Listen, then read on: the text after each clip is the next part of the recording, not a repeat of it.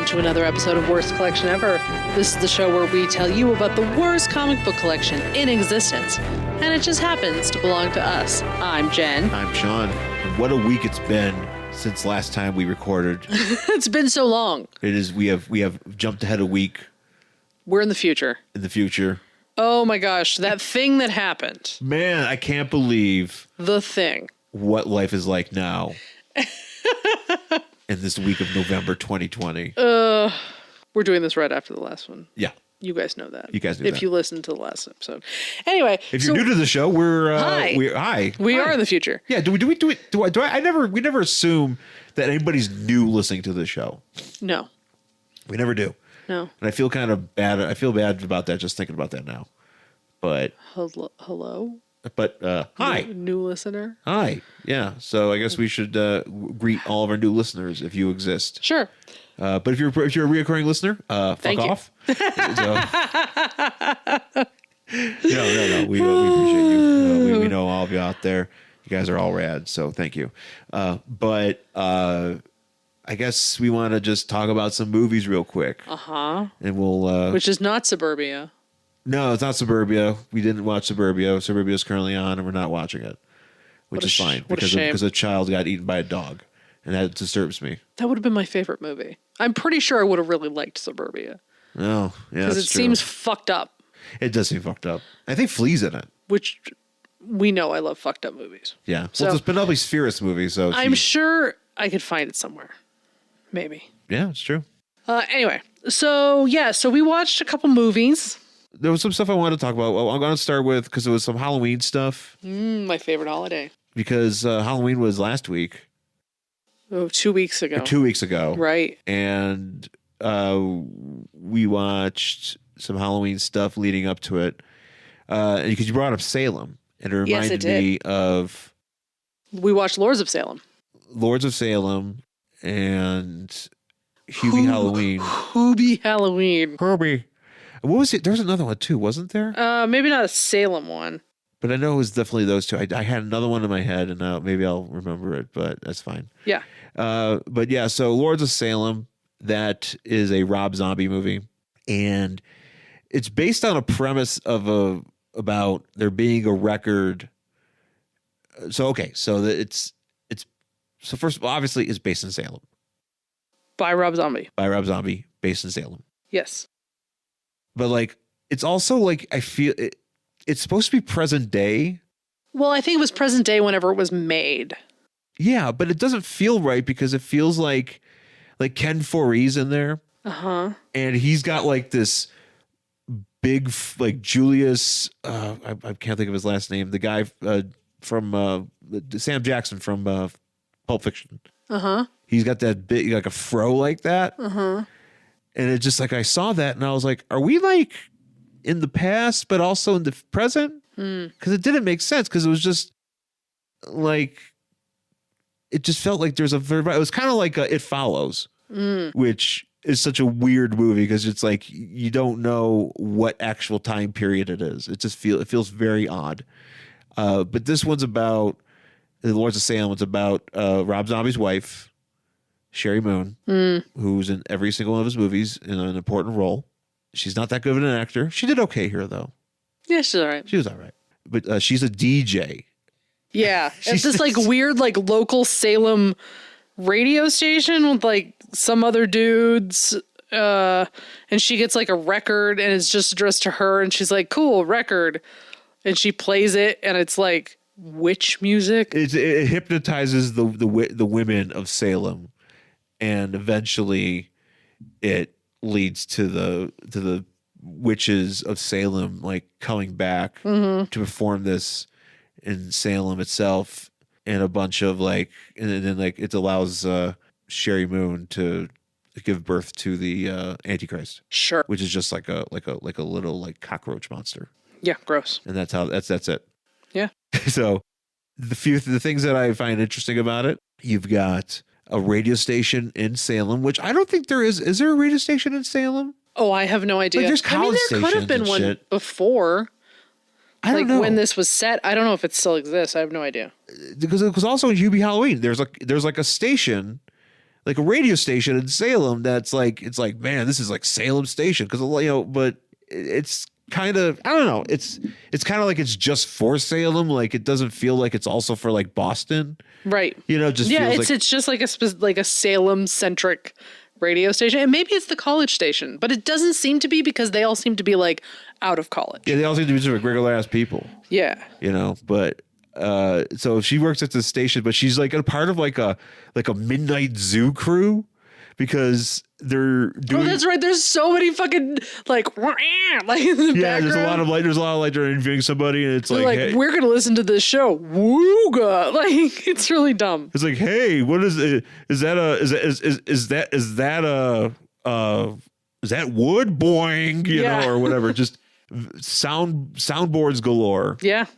And she plays like, she actually plays for a zoo crew woman on a zoo crew. Mm-hmm. She plays a pretty progressive role, right? Because a lot of times the women on the zoo crew are just like there to be like, oh no, or to say things about like, whatever, about things that the guy, it's like, you men are pigs, and the guys are like, oink, oink. Yeah. But yeah, she plays a pretty progressive role here, and but she's also like a recovering addict. Mm-hmm. And she lives in this apartment building, which apparently it's just her and this woman and this other woman, and there's nobody else that lives in this apartment, because but there's also like a witch room. Yeah, there's like an apartment that the lady can't rent, but she also doesn't have any other neighbors apparently. No, 0 neighbors. And who else is in this movie though? Meg Foster's in it, who is awesome. Mm-hmm. She was like the lead witch. Oh yeah. And then her sister is played by the woman who played Magenta in Rocky Horror Picture Show. Right, and then her other sister, one of the other women there, is Dee Wallace, who's the lead woman from The Howling. Oh, okay, and she's been in a bunch of other Rob Zombie movies. So there's quite a few. Ken Foree's in there, who's of course known best from Dawn of the Dead. So he's there. Who else? No, Bruce Davison is there. Of X-Men fame. That's right. He plays like a college professor who like wrote a book about the Salem witch trials or something. But he gets in first, and they interview him on a show, and he's just like, hey, he tells like Sherry Moon Zombie, he's like, hey, I like your tattoos, and they're like, boy, it's ridiculous. But he lives like the best life, because he lives in like an artist loft. Oh, that's a fucking coolest place. With Maria Conchita Alonso, who's his wife, and she's just like an artist, like a painter, and he's just like they have this like a witch sweet, author. It's like all brick and like a studio. And they got like a brass bathtub. But it's like huge. It's like an old warehouse converted to a loft. It's really fucking sweet. I'm like, you know what? I'd like to live there. Yeah, it makes me. Though I really enjoyed Doors. Yeah, that's my only problem with like a big expansive studio like that, because I don't want to have to sit in the tub and not have a wall. I mean, it doesn't matter. It's just you and me, but at the same time. Well, it'd be like something where it's like I'd be sitting like on the couch, and then you'd be off in the corner in the tub. And I'd be in the tub. It's like, well, I need a bathroom door. Yeah. There's just stuff I want to do in the bathroom. I want to just clean. Yeah. I don't need to have have everybody look at me. Right. So, but it is pretty rad. It makes me nostalgic for Salem. Yeah, I miss Salem. They even mention, I liked Salem a lot. They even mention Harrison's, which is like a comic book store there. Mm-hmm. It's a collectible store, which is pretty rad. I would love to go there again. Yeah, I mean, it's just about the witches, know, and it's. I don't want to give too much away, because it's just a weird witch movie. It's a lot of like Sherry Moon Zombie just being like drawn to this witch thing, and then at one point like a priest tries to molest her. Yeah, that's weird, because that was weird. You can't tell if that's real or not. I think it was a dream. And then like some guy's just like walking a sheep, and then he disappears. Yeah. And then she does have a cute dog. She has a cute dog, and I think the dog lives, so I think we're okay there. But she also has these like crate and barrel like nightstands that are just illuminated cubes. And that's very cool. Yo, those are cool. Her apartment actually looks pretty nice too. Like it just looks kind of like a lot of weird light, like a weird like black, like just fluorescent light in spots and stuff. And I dig it. So Salem is awesome. I would love to work at their radio station. Yeah. I think that would be a lot of fun. Yeah. And then we also watched Hubie Halloween, which is a Netflix movie. I really thought I was going to hate this movie because I Adam Sandler's newer shit is awful, right? Most of it. Well, a lot of it's just, I mean, especially stupid jokes that are just like, I'm like, what the fuck are we even doing? Right. Like, I kind of feel like he hit his peak and then ever since then, it's just been him making the same basic movie over and over again for the past 20 years. Because I mean, like, I love The Wedding Singer. I think it's a really funny movie. It's good, yeah. But I hate like Little Nicky and I didn't even see the one where he was his own sister. Jack and Jill. Never even saw it. Never seen it. I feel like that one might be dumb. I kind of Chuck want to and see Larry it. was terrible. Chuck and Larry's terrible. Waterboy is annoying. Oh, Waterboy's really bad. So yeah, I mean, like, so I was like, okay, whatever. It's another Adam Sandler movie where he does a dumb voice. He does the Waterboy voice, but like a little bit different. Yeah. But also, Big Daddy's okay. It's all right. I mean, there's too many piss jokes in them.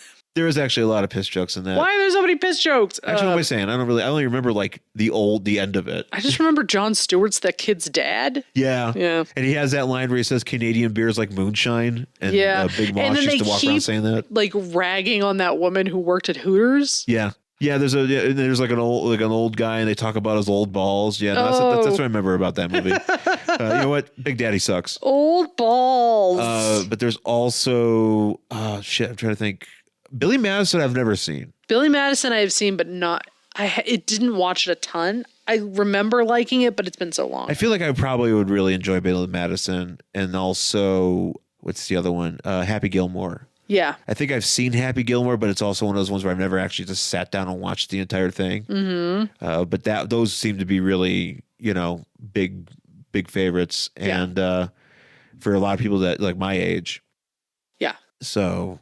But yeah, so this one I was like, oh, it's gonna be dumb. It's gonna be Adam Sandler just around, and it is, but it's pretty funny. I don't know if it's funny because every time he like screams because he's scared of something. Yeah, his reactions are pretty funny. Yeah, no, those are pretty good. That made me laugh. Yeah, there's a lot of it where he plays this guy, Hubie, who is kind of like the official, like unofficial, like protector of Salem or whatever. He's just like a guy that like I think he really loves Halloween, but he gets scared very easily. Mm-hmm. It's one of those kind of things. Yeah, which is so weird. It's like, how do you love Halloween? And there's people that are like that. They just they get freaked out by Halloween, but freaked out. Maybe by they like horror. To be scared. I think that's what it is. And of course, the usual suspects are in this movie. You've got Steve Buscemi. Yes. You've got Rob Schneider. I almost said Rob Reiner, and I was like, that isn't correct. Tim Meadows is there. David Spade is there. Colin Quinn is there. Colin Quinn has to be there. Which I was like, wait, where did you come from? Kevin James is there. Well, Colin Quinn's in all of his movies. I haven't seen Colin Quinn in forever. He's in literally every... I know, but what the fuck else has he been doing? I don't know, just it's kind of like Rob Schneider. Like, man, you're really lucky that you're friends with Adam Sandler. I always remember Colin Quinn from being on Remote Control. Do you remember that? I vaguely remember that MTV show yes. where he was like... He was like a host. He was like the... It was a panel, right? Well, it was the thing where like Ken Ober was the host. R.I.P. Ken Ober. He was the host, and he had the three contestants, and Colin Quinn was like the Vanna White kind of deal. But he would just do like characters and sketches or whatever to like present the questions. So that was his deal. Man, actually, I would love to watch some Remote Control, but you probably can't because of like rights. I know, because they would have this part at the end where you had to guess. They had like a big wall of TVs, and it had all these different music videos on it, and you had to like go to each of those videos and guess which video it was. Oh, okay. Which I would probably fucking kill. I'm sure you would. I would fucking kill at Remote Control, and they actually made an NES game out of it too. Believe it or not. So Hubie Halloween. there's a lot of just him, Adam Sandler just acting like a fool. But there's some young actors in there that are doing really good. I'd say about 50% of them are his kids. Yeah, that's true. His actual children are in this movie. Adam Sandler's kids are in there, but it's fine. Yeah. There's just some stupid shit going on in there, and I don't really want to get too into it. It's just, oh, that's right, Ray Liotta's in there. Oh, that's right, Ray Liotta's in the movie. It is one of those things that's kind of like. Sorry. Oh, go ahead. But I got another movie I want to talk about too. But go ahead. Yeah, I just. If you need something dumb and mindless, it's really good for that. So at one point at the end, like Ray Liotta plays like this townie who's just like a dick because everybody's a dick to Hubie. Yes. To Adam Sandler, and what he does also reminds me of the Rocky thing where somebody throws an egg at him and he catches it in his thermos and then he just drinks it. Yeah. That was the thing because he's got these thermos. It's in the trailer where like he's got this. It's secret like a thermos. Swiss Army thermos. Yeah. Just a lot of Adam Sandler just getting beat up. And that's true. A lot of him falling. People throwing things at him and they're throwing like TVs at him and stuff. People fucking like huck wrenches at him. It's pretty funny. And he's like, oh, excuse me. But Ray Liotta at one point, he's in this and it's at the end. They're going through like a haunted house and his costume is just Ray Liotta in a rainbow wig. That's right. That's his costume. He's just like, because it's Halloween and he's like, his mother died. And his father died. Oh, it was his father. That's right. Yeah. His father died, and Adam Sandler like interrupts his funeral for some reason that earlier, and then at the end he's like going through a haunted house, and it's just Ray Liotta's costume. Ray Liotta's costume is just Ray Liotta dressed like Ray Liotta, just in a suit. In a suit, but he's got a rainbow wig.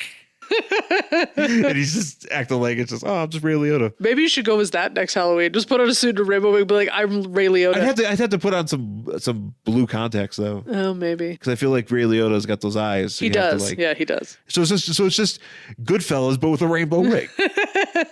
Shaq's in it. Oh, that's right. Shaq is in that movie. I forgot about that. I don't spoil how Shaq's in there. But Shaq is in this movie. Shaq's got a weird thing. And there's another radio station in that movie too. There's so many radio stations. Apparently Salem, lousy with radio station.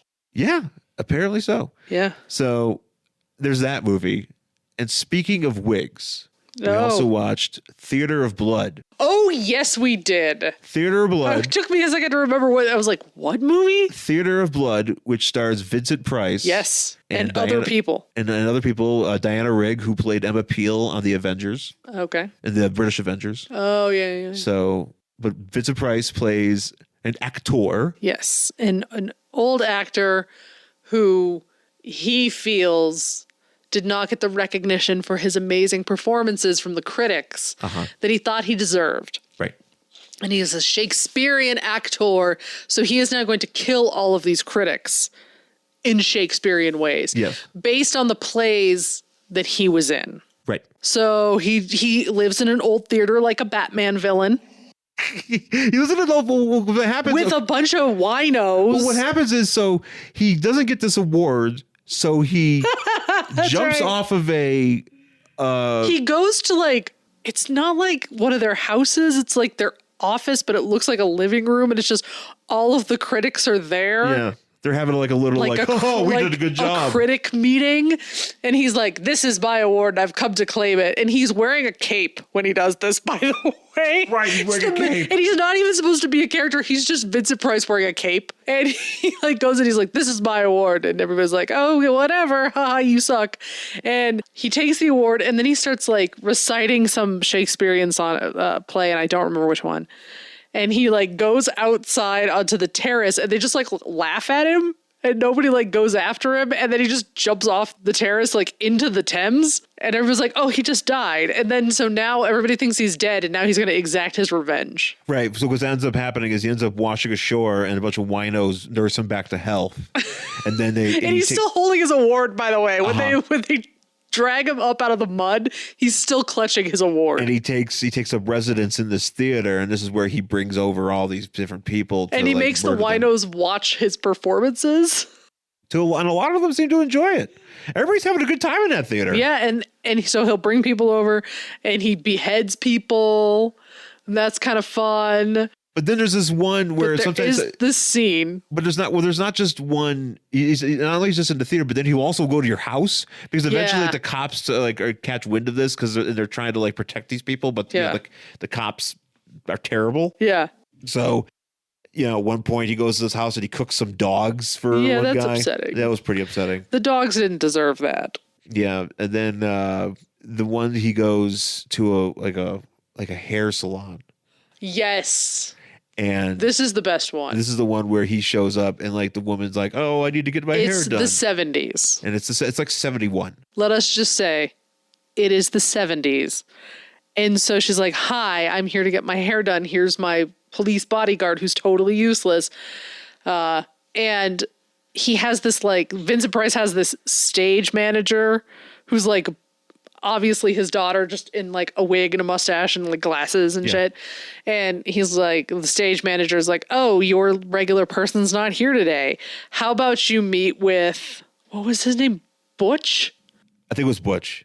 Here's Butch. He's like totally edgy, or he has like a groovy or something. He's super groovy or whatever. And it's Vincent Price in like almost like a disco shirt that's like all the way open and a fucking afro wig. Yes. And it is literally the best thing I've ever seen in my entire life. He comes out and he's just like, "Oh, hey, cats and girls." Yeah, he's basically like, "Hey, cats and kittens." Hey, like kittens or whatever. And he's just like, "Man, you're going to love this haircut." And then he just electrocutes this woman eventually. Yeah. But it's fucking nuts. And it's on Shudder. It's funny. You should see, it's Theater of Blood. You probably could find it other places. I mean, watch it just for Vincent Price in a fucking afro wig. It's an enjoyable film. It's also very funny because there's a lot of times when Vincent Price wears a mustache over the mustache he already has. Right, he has so many other outfits. He's like, "Oh, I'm a master of disguise because I'm an actor." And he'll like go up and he'll rip off the mustache and there's his real mustache underneath. Yes, I'm Vincent Price, but I was also wearing this. I was wearing a big I'm dressed as a lion for some reason. It's really funny. It's enjoyable. Made me really appreciate Vincent Price, actually. I love Vincent Price so much. I feel like maybe I should watch more Vincent Price movies. Yeah. And now when we watched it, it was like, well, this is for you, Vincent Price. Because I think we watched it on Halloween. We did. And it was like, this was your favorite holiday. That was you were the king of Halloween. So he was the king of motherfucking Halloween. He loved it. God bless him. Yeah. R.I.P. R.I.P. So yeah, but I guess that's all we want. Well, we watched The Craft. Oh, the new Craft. I knew there's another movie. Yes, please. The Craft. Legacy. I love The Craft, the original from 96. Is it 96? I'm pretty sure. Yeah. You can look it up, but I'm pretty sure it's 96. It's Fairuza Balk and other Nev Campbell, and I can't remember the other people's names. Rachel True. Robin Tunney. And what's her name? Christine. What's her face is in it? Oh yeah, Ben Stiller's wife. Yeah, Christine. Fuck me. Yeah, 1996. Yeah. Okay. So yeah, I love that movie. I have seen it. I can't even tell you how many times. I probably have it memorized. That and The Crow are the two movies I have memorized. I'm not shocked. And I love it. I love it so much. So when people are like, "Hey, they're remaking The Craft," I was like, "How about you fuck yourself?" Because hey, fuck you. Fuck off. Because the original is a classic and it is perfect, and don't ever fucking touch it. But why are we remaking? Well, granted, we're already 20 years and past that. And they were like, "Well, no, it's a quote spiritual sequel," and I was like. Because there was a trailer. And there was a trailer. And at the end of at some point in the trailer, you see a picture of... You see a Polaroid of Fairuza Balk's character, Nancy. And you're like, okay, well, it's a sequel. All right, maybe this'll be cool. So it's about this girl and her mom who go... I don't even know where they are. The last one was so obviously set in Los Angeles. Yeah. This is kind of nowhere.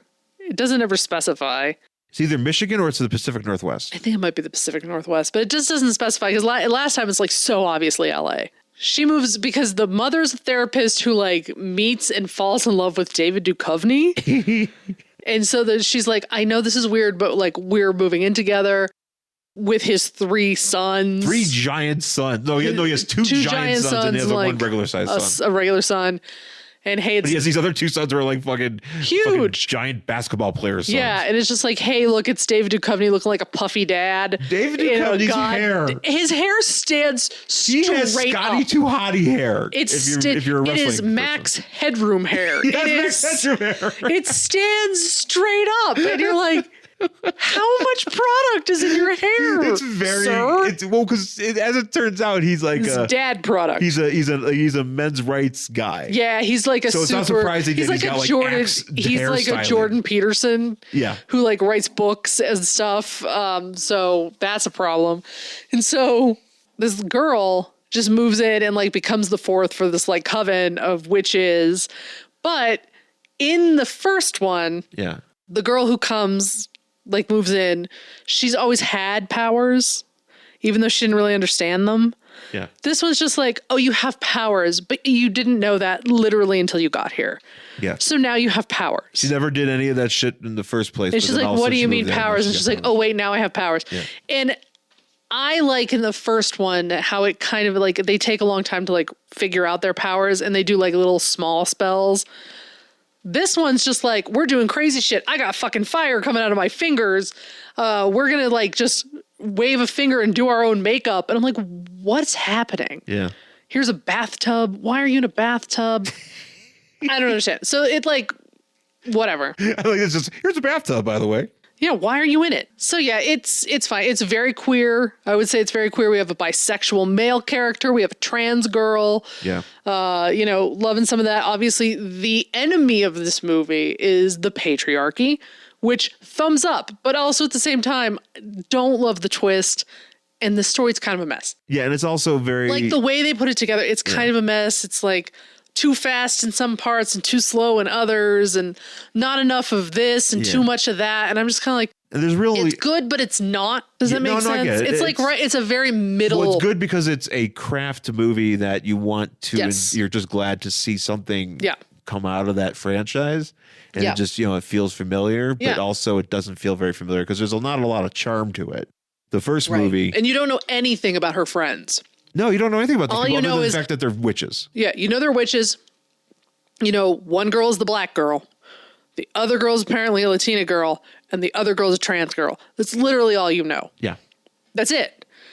Like the other ones had stories about it. Like Nancy was really poor, and she was dealing with that and like her kind of creepy stepdad. Yeah, and then yeah.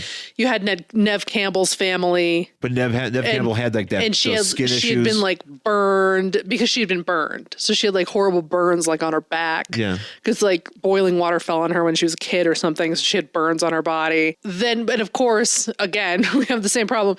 And there's a black girl. And that's all the only character trait she has is that she's a black girl. She's being bullied by Christine McCormick. who is a racist in that movie. Oh, that's right. A horrible, horrible racist. They don't drop an N in there, do they? Almost. I think they get close. It's a very close.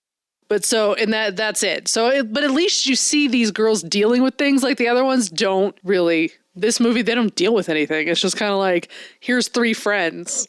The end. Like they don't have any character traits except they're her friends. I say C+. Yeah, it's a very average movie, especially for something that didn't need to be quasi rebooted. Yeah. You could just you can't leave these alone. Yeah. And it's a Blumhouse movie, so there's it's not as good as like a Get Out. Obviously, it's not as good as Get Out, but or these other Blumhouse films, but.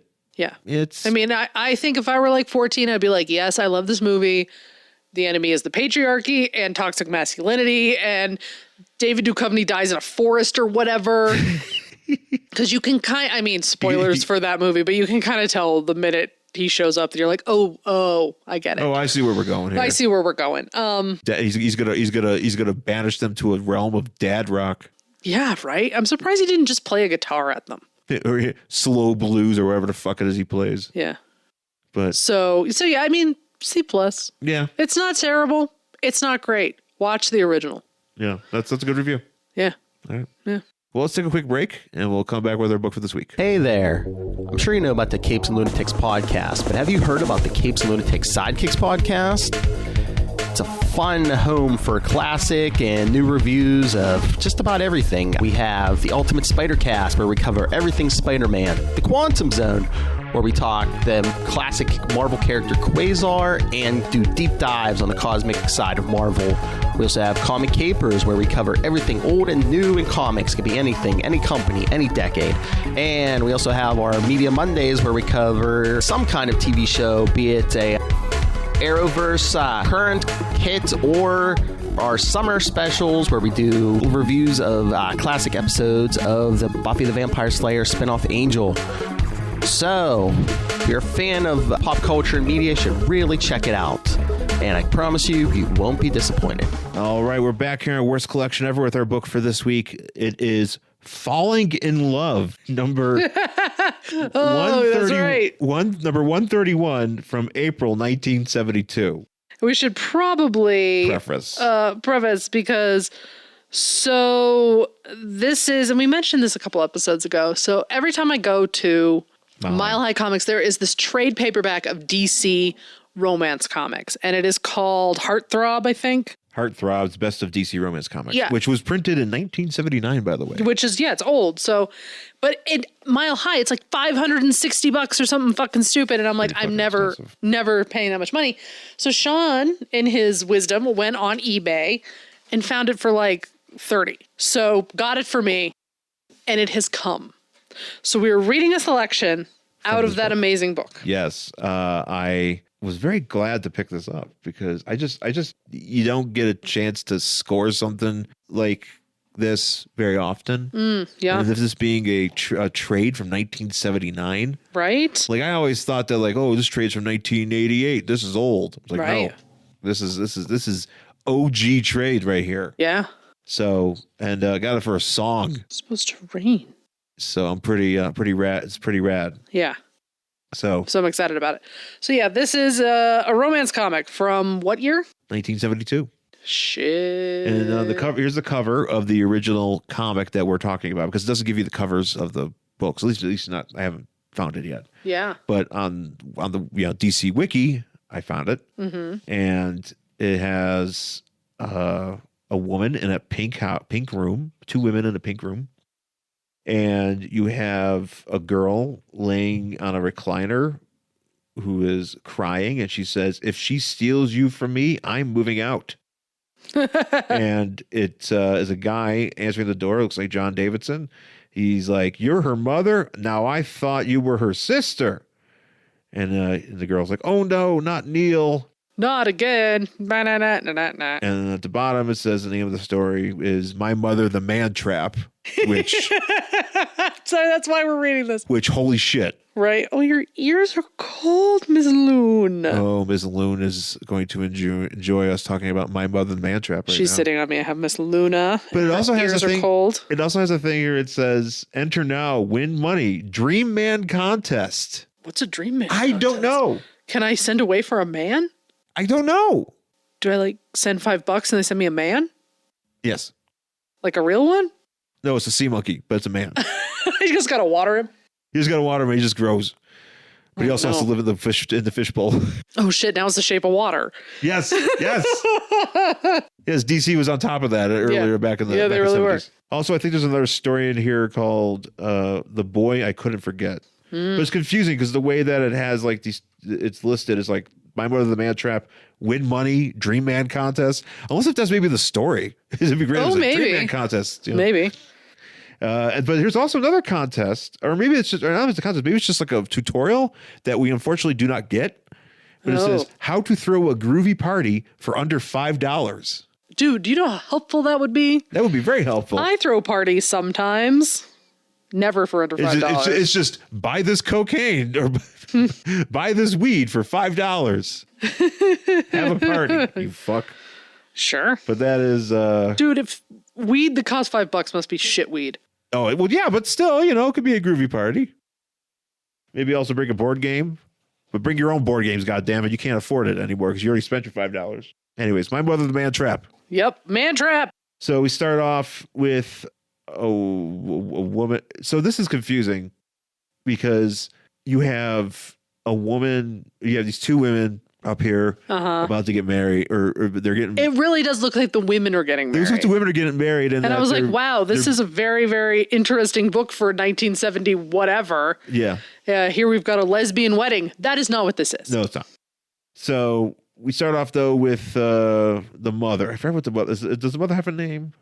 I don't know. Oh, she does, but I can't remember it. Mother. So the mother is like talking to Stanley, which is how he looks at the time. Yeah. I'm just gonna call him Stanley. His name is Elliot, but I'm gonna call him Dr. Stanley.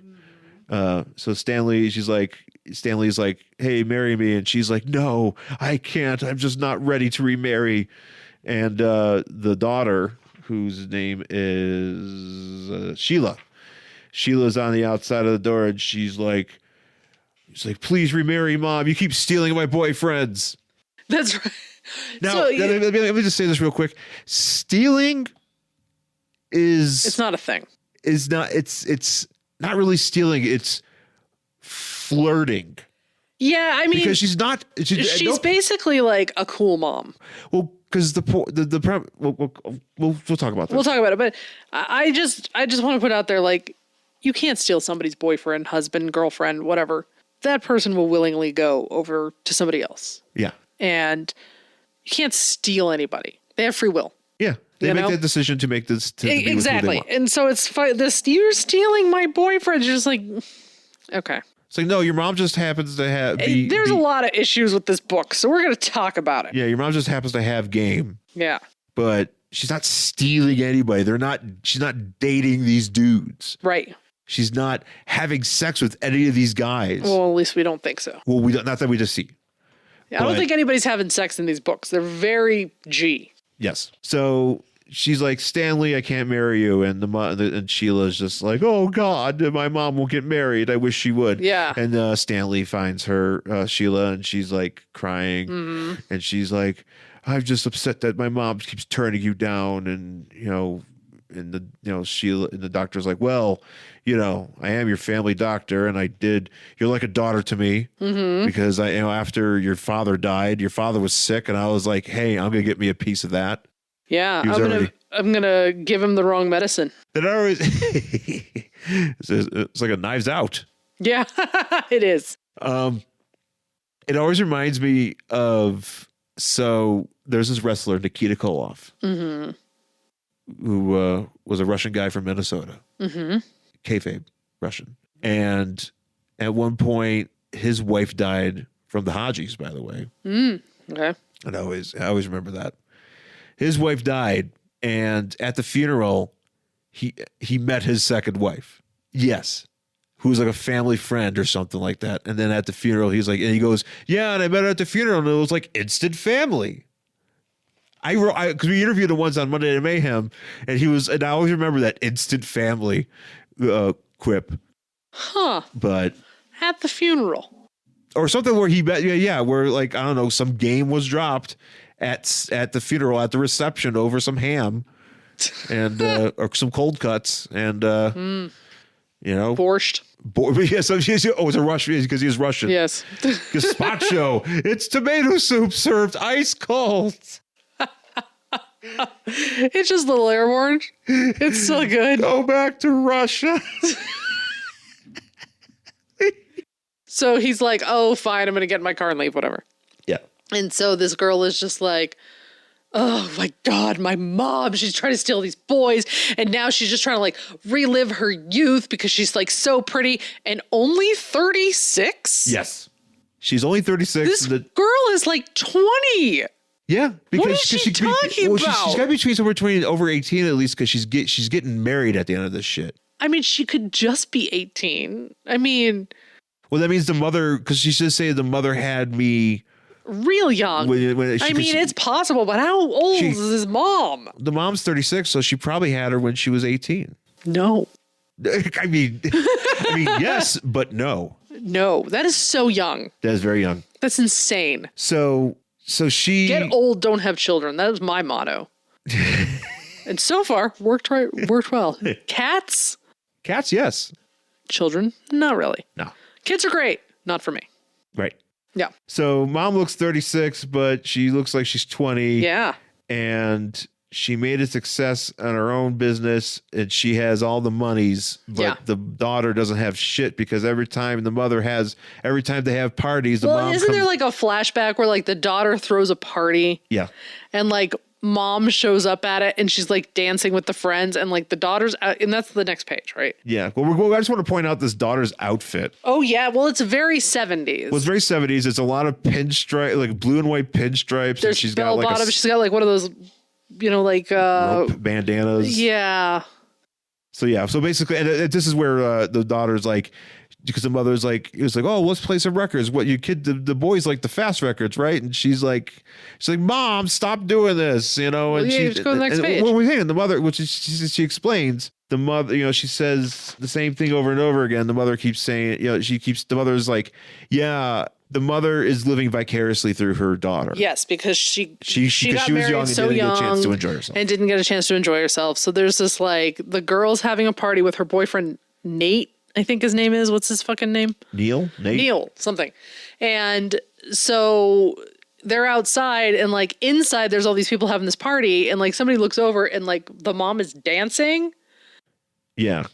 And is that where we are? No, this is, what was I saying? His name was Jack. So this is a different guy. Right. But this is the party part, right? This is the party, but it's the flashback. Right. This is what I'm talking about. So she's talking to some dude named Jack who's wearing, and so they're outside and Jack who's wearing like, a fucking killer jacket. He really is. And he looks like they're outside and it's like sees the mom dancing with all these people through the sliding glass door.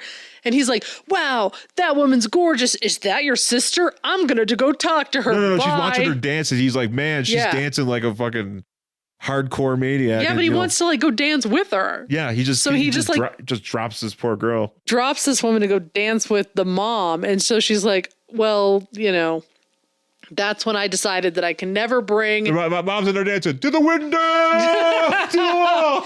It's just like this book is just Stacy's mom. The song. It is, yeah. So the girl's like, you know what? I am never going to bring another guy around this because my mom is a Mantrap. She's just trying to get her claws in all these menses. So I'm just going to not bring men around. And then one day she meets Fuckface McGee. What is this guy's name? Neil? Jim. Neil. Bob. Neil. Bob. She meets him on a double date, and he's like weird right off the bat. Because he says, God. You're Sheila. I don't usually make blind dates, but this one time I'm glad I did. Hello, Sheila. Welcome to my heart. No. Welcome to my heart. Dude, what is that? Welcome to my heart. I'd be like, get the fuck away. Maybe I'm too cynical. It's a bit much the first time you meet somebody. Yeah. If I met you and I went, welcome to my heart. Yeah, we wouldn't be together. I think you probably would have. If we had already like been together and you said that to me as a joke, that would be a different story. But saying that to me, I would mean it. Yeah, but like, it would be like, haha, it's a joke reference. But saying it to me the first time we meet. Well, right, yeah. That has like, I'm going to kill you and bury you under the house written all over it. Welcome to my heart. Yeah. So anyway, so like they get together and they're like, oh, we love each other, whatever. Not introducing my mom to any of these boys. Well, she goes, she takes her home. They go home, they have a good time, and they're making out on the porch. And the mom comes down. She's like, oh, I think I heard a man. Man? She's like, man? I woke up out of dead sleep and it was a man? It's like that Roger Rabbit where he goes to Toontown and he thinks it's Jessica Rabbit and it's not. And she's like, oh, man. Yeah, pretty much. So that's me. That was me before when I was single. Oh, man. I know I heard you. I was there and I heard you. It was really upsetting because I'd run into windows and my boobs would go both like... One goes to the left, one goes to the right. It must have been very painful. It was really painful. I'm glad I stopped doing that. So eventually they get engaged. And at some point, and Neil just, so they've been engaged for a month. I feel like in all of these books, it's just like one of those, like, we met, we're getting married 6 weeks later. You know what I mean? Yeah. No, because I feel like we don't really know how long it is that they're dating, but eventually, it's very quick that they get married. It's because nobody was, at least, okay, in these books, not in actual society. No one was fucking back then. So all of these people were just like, we're going to get married as soon as we turn 18 so we can fuck. Yeah. That's a mistake. Yeah. Fuck first. Fuck first, marry later. Yeah, 100%. So they're on the beach and Neil's like, hey man, we've been like engaged and I've never met your mother. And could I meet your mother? Can I meet your mother? And she's like, no. She's and like, instead of like explaining to him what's going on, she's just like,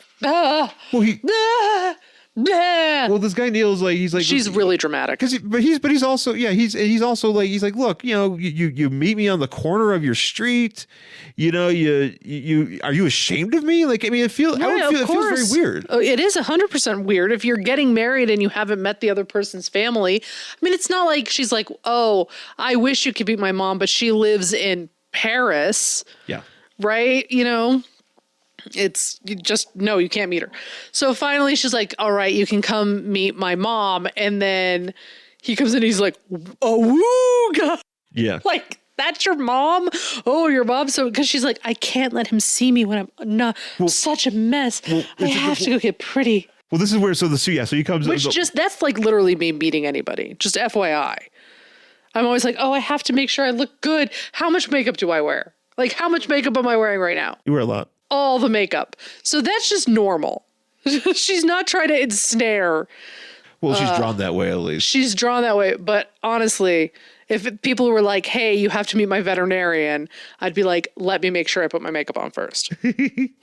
So the mother, well, that's the thing. Cause okay. So the guy, Sheila introduces Neil to her mother, and he's like, you're Sheila's mom? I've never expected you. And then and Sheila jumps in and she's just like, breathtaking, Neil. Is that what you're going to say? Yeah, she just immediately just jumps. Are you hard? Like, yeah. Is that dick hard? And like, how about that dick? So then she's like, look at me. I'm making the coffee. Well, she's talking to the mom. And you know what? I'm not going to take it anymore. So she like runs out there and is like, Mom, I know you're trying to fuck my boyfriend. And Mom's like, what? And Neil's like, my dick's hard. I just can't help it. I'm just hard all the time. I got a medical condition. And he's like, hard Neil. Threesome? Party? Enough of me to go around, ladies. Brazzers? Brazzers. This was an early Brazzers, by the way. Pornhub? That was a DC comic. He did one of those romance comics. So it was like Brazzers every month. Brazzers 138. Are they numbered? Are Brazzers numbered? I'm assuming they must be. Yes, they are. We're doing Brazzers 1020. We're ready when you guys are. I mean, are they all just called like Anal Babe 47 or? Well, those are the subcategories. Oh, you gotta subcategorize the categories. So you got like Brazzers 1058 blowjob, and then you got, but underneath that is like so is it like armless blowjob 38? Oh, so is it like Brazzers and then they're all numbered sequentially, but then you have like your blowjob category, your anal category, your hand job category? No, I was saying probably foot job category. Foot jobs, threesomes, incest. Ew, no. I realize that is a big thing in porn, and that is not for me. What we're saying, stepfather. No, but incest is like an actual thing in porn, and I don't get it. Or something like stepbrother. Not to like, sister, yuck anybody's yum. Babysitters, 15. If that's like your category of porn, like I'm not here to, rain on your cum parade, but it's not for me. It is not for me. As long as it's a fantasy, man, you do what you got to do. Coming soon to theaters, Cum Parade, directed by Jen Stansfield. Anyways, actually, that was another DC comic we didn't know about. It was Cum Parade 500. Just people holding umbrellas. It was just people holding umbrellas, but Cum Parade 500 was embossed. Get ready, guys! Like that Batman thing. Yeah, that was actually supposed to be Cum Parade. He wasn't wearing underwear. That's right, he wasn't. That's right. That was the whole thing with that, and thank you for filling us in. Yes, thank you. I'm sorry. It took us a while to get to it, but one of our... fuck me, I forgot. Is it... I can look. You'll look it up. But, I'm going to look right now. One of our listeners pointed out to us... When we were talking about... Apparently this issue of Batman was very popular. It was a couple episodes ago. We did... a Batman issue that was like had an embossed cover, and we're like, why is it embossed? I don't know, it's just special. Come to find out, it was because it is the first one where he appears without underwear. Yeah, it says it's a new outfit. Yeah. And where Batman takes the stairs.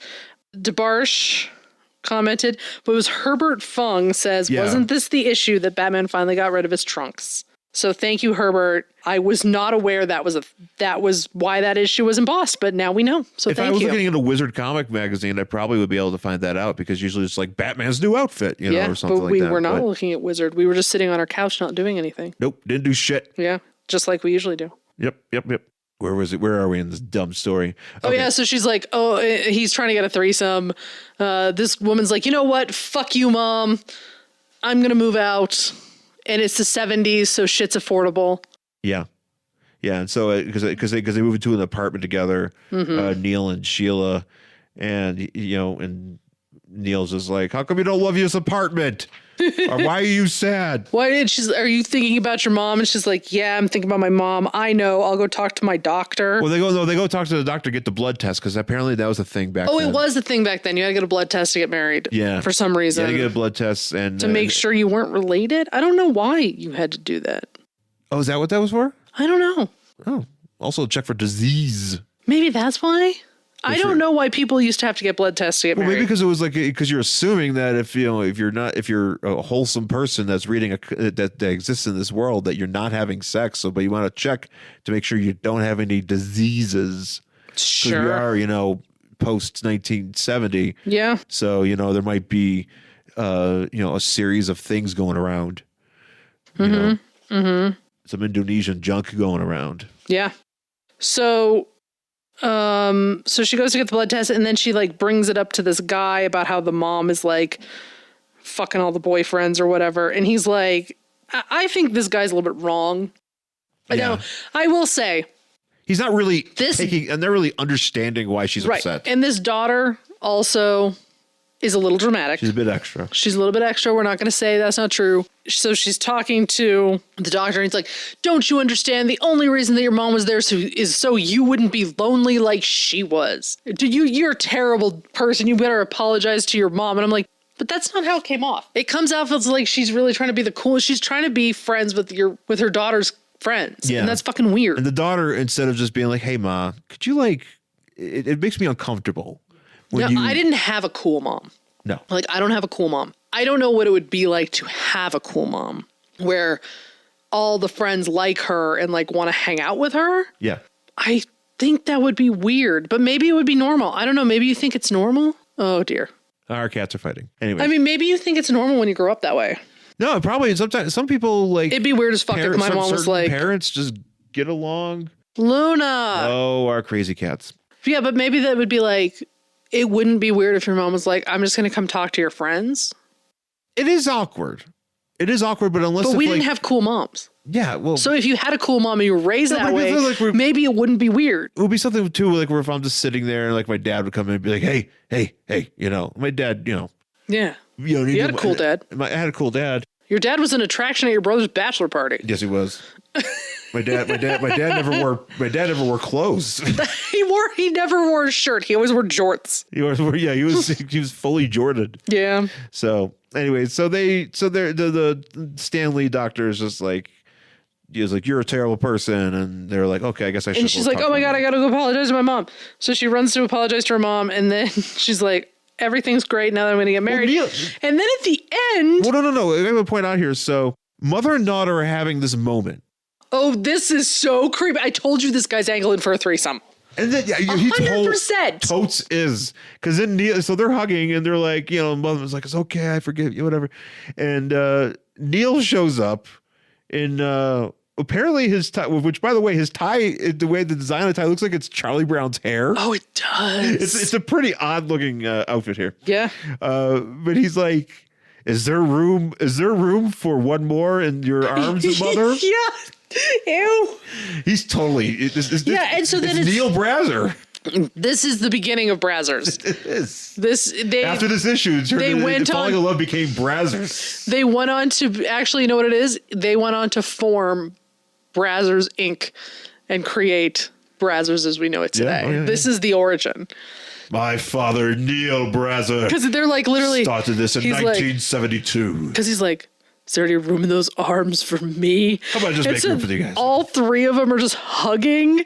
And then at the very end, Is this a double wedding? Yeah. It's like at the end of like a movie or like a sitcom. It's like a double wedding, but what it looks like is the mother and the daughter are getting married and the men are their maids of honor / best men. But then he's like, and then it was just the 4 of us. And I'm like, what? Now is this a fucking foursome instead of a thruple? You guys are, I don't Quadruple. know. A quadruple? Is that what that's called? I'm just adding another. Oh, because a thruple's a real thing. I know a thruple is, but this is. But what's a foursome? Quadruple. It must be a quadruple. Sure. Sure. If Consult the Brazzers. If anybody's at a quadruple, let me know if that's the correct answer. We want to make sure you're included. I know what a thruple is. In our rantings here, in our weird comic book is that just poly? Like if you're like in a foursome, are you just poly then? Yeah, that's it. But that's only if everybody in the poly quadruple fucks each other. Yeah. I guess so. And that doesn't always happen. But yeah, so it's just the 4 of them, and they all live in one room together, and they all fuck. And they founded Brazzers. And they founded Brazzers. I almost said browsers. They created browsers. Well, browsers originally was browsers, and then it just became it just got really smutty. Things just got really crazy. So they had to change it. It's like, browsers. Somebody just called it browsers. Right. So yeah, but that's how this story ends. So weird. I'm assuming there's another story in this book, but we don't have it. But that's fine. Actually, I think technically we do because there's another, because this one just kind of connects to the next issue. So this is still part of the same issue. Yeah, we don't have to read that. I didn't read it. Did you? No, I didn't. Because I didn't know it was a part of the same issue. I didn't realize that. But I'll take it. I'll take the word for it. Yeah. Oh, I just wanted to share some exciting news. Okay. Looks like just dropped today for who is going to be inducted into the Rock and Roll Hall of Fame for 2020. Oh, and do you want to retell us who that is? I would like to tell you who that is. So it is. Oh, it's going to be on Habo Max, by the way. Ooh. So we could watch it. I can not watch it like I've never have.